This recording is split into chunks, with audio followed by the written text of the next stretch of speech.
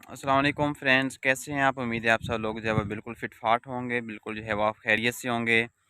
तो जनाब शाहिद अफरीदी जो है वो अभी भी बाबर आज़म की हिमायत में हैं। उनका कहना ये है कि वो एक बाबर आज़म जो है वो एक सीनियर कैप्टन हैं, सीनियर प्लेयर हैं पाकिस्तान क्रिकेट टीम के। अगर वो 4-5 मैचों में नहीं चल रहे, अगर वो अभी आउट ऑफ फॉर्म है, तो इसका मतलब ये नहीं है कि आप उसके ऊपर जो है वो तनकीद करना शुरू कर दें।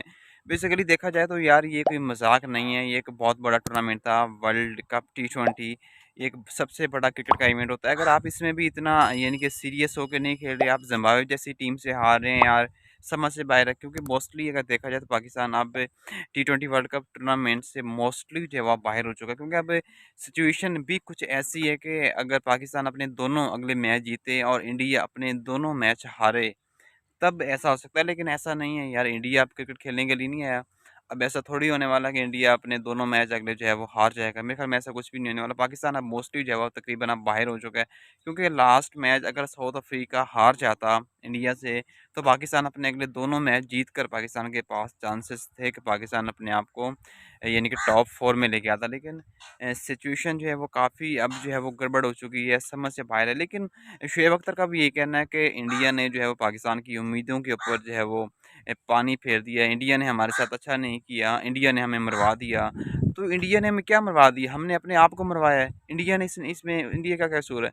अब खेलना हमने खुद अच्छी तरह नहीं है, फिर हम अपना सारा किराया जो है वो सारा किसी और टीम के ऊपर डाल रहे हैं। यार आप यहाँ पे क्रिकेट खेलने के लिए हैं, पाकिस्तान के पास वर्ल्ड क्लास बॉलर्स हैं, टॉप आपके पास अच्छे प्लेयर्स हैं।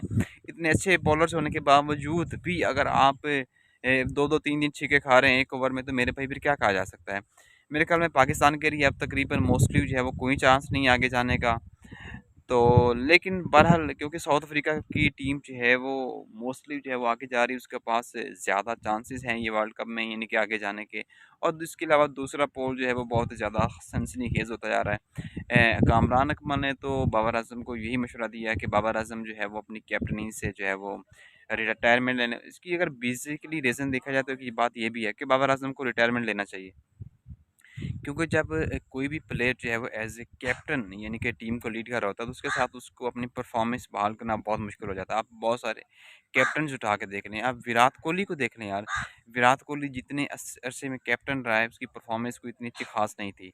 कैप्टन बनने से पहले उसकी परफॉर्मेंस बहुत अच्छी थी, लेकिन अब जब वो यानी कि रिटायरमेंट, अब वो अपनी कैप्टनी से जो है वो इस्तीफ़ा दे चुका है। अब रोहित शर्मा जब से कैप्टन बने हैं, तो विराट कोहली की फॉर्म जो है वो वापस आ गई। क्योंकि जब आप कैप्टन होते हैं तो आपके ऊपर एक डबल प्रेशर होता है, तो डबल प्रेशर में आप अपनी परफॉर्मेंस को बहाल रखना आपके लिए बहुत ही ज़्यादा जो है वो मुश्किल हो जाता है। मेरे ख्याल में पाकिस्तान को इन चीज़ों के बारे में सोचना चाहिए।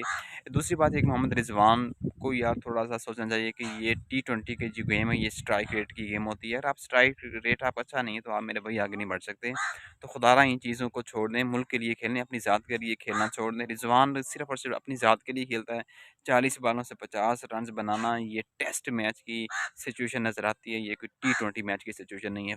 कोई थोड़ा-सा शर्म को हाथ मारें, यहाँ की पाकिस्तान की क्रिकेट के बारे में सोचें। जो 25 करोड़ की अवाम है, उनके दिलों के साथ मत खेलें। Thank you so much. अल्लाह हाफ़िज़।